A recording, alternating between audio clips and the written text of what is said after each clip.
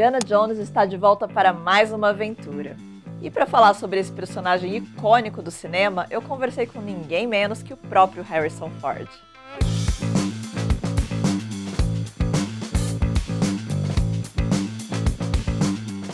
"42 anos após a estreia de Os Caçadores da Arca Perdida, filme que lançou Indiana Jones no cinema, o personagem de chicote certeiro retorna ao cinema para uma última aventura.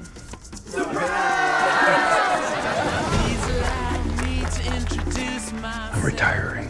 Indiana Jones e a Relíquia do Destino traz o arqueólogo aventureiro aos 80 anos de idade, novamente lutando contra nazistas. Dessa vez, o filme se passa no fim da década de 60, quando esses alemães se infiltraram na NASA na corrida espacial para a chegada à Lua. Eu falei com Harrison Ford e o diretor James Mangold sobre a superprodução. Confira. Indiana has been fighting against Nazis for so long. So, in your opinion, why is it still important for this movie to address these villains again? Because they're still there.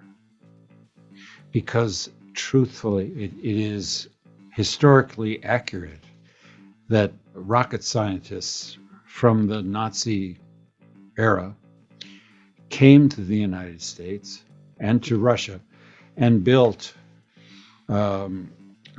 vehicles for space travel, Right.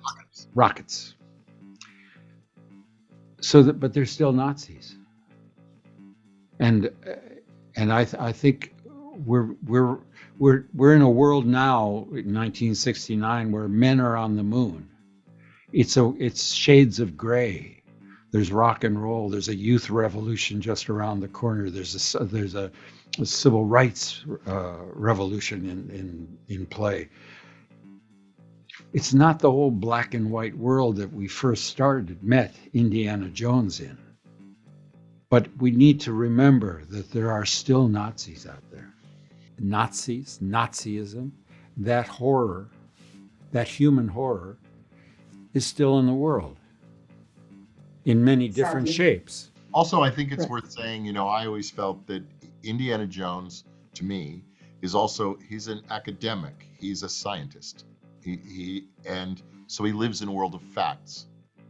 And fascism in all its forms lives in a world of fiction and is promulgated through propaganda and fiction. And so it's kind of a very natural, face-off between people who are trying to create a world out of their imaginations to justify their political ends, and someone who's trying to know the world as it really is and was.